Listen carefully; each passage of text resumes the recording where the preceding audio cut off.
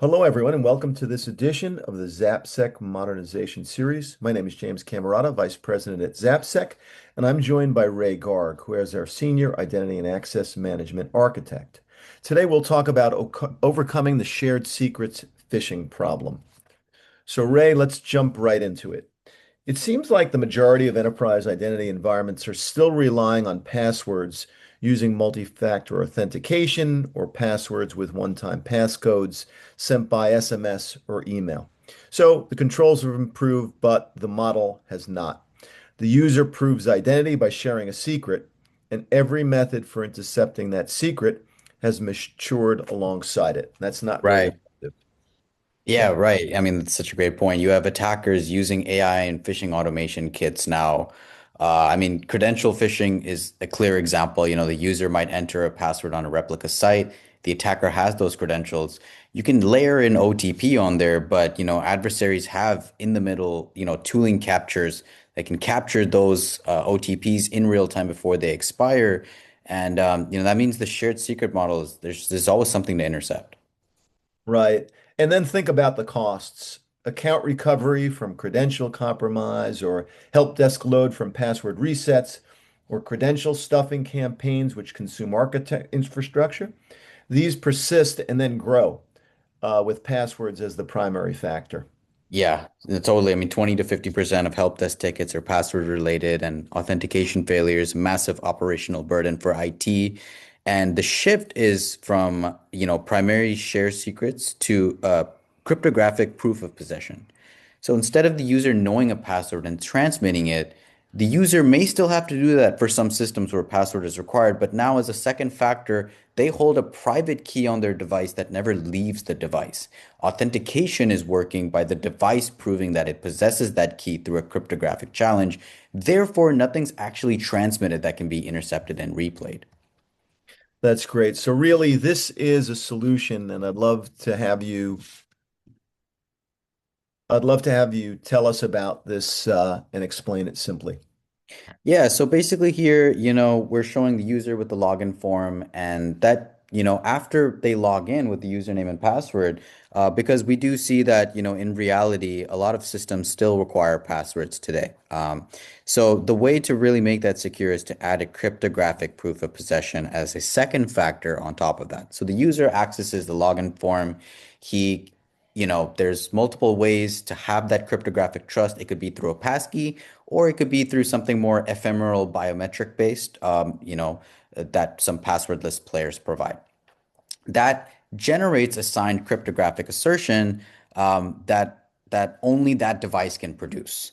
And that's where we have a services orchestration layer on top of that that's powered through blueprints and automation to start off, to not have to create custom authentication logic from scratch, to have all that from day one and sit a layer above the identity provider.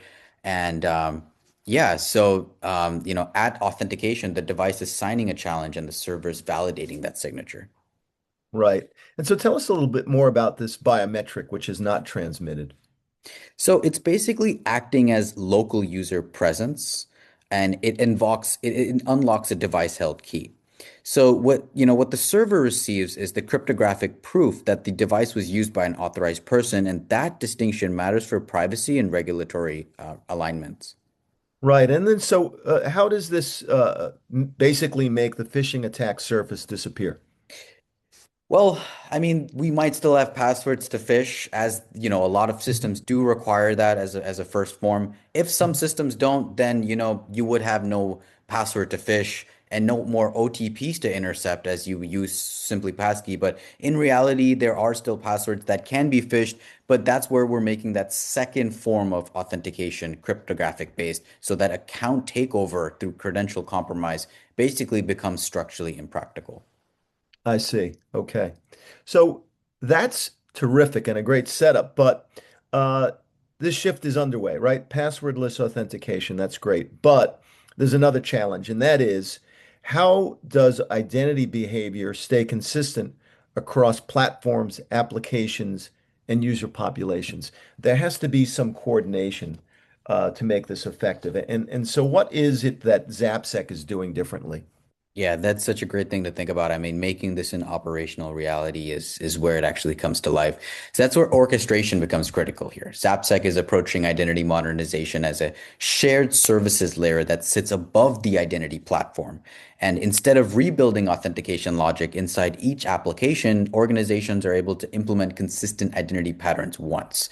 So the frameworks define the architecture model, the blueprints provide pre-built integration patterns across the platforms, and the automation enforces policy and monitors identity events in real time, where we're able to result in a consistent identity control plan that's able to govern authentication behavior across different environments.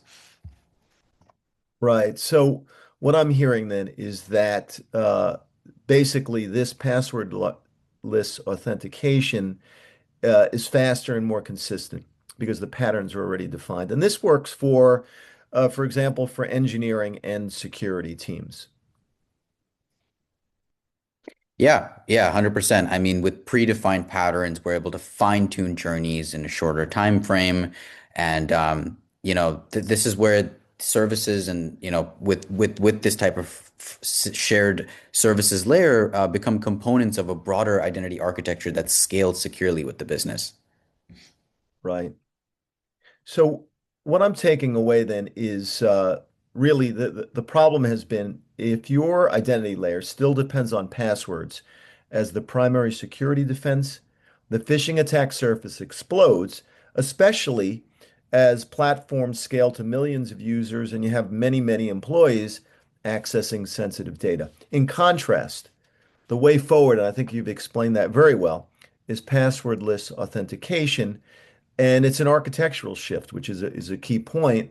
And it allows companies to move from shared secrets to cryptographic proof, and that can't be intercepted. So with that, I'd like to thank everyone for watching. And don't forget, Zappsec helps companies modernize their infrastructure to maximize ROI and minimize threats. If any of this sounds familiar to you, we'd welcome a conversation on how to bring this sort of transformation to your organization. You can visit zappsec.com or reach out to Ray or myself directly. Our email addresses are visible at the beginning of the video.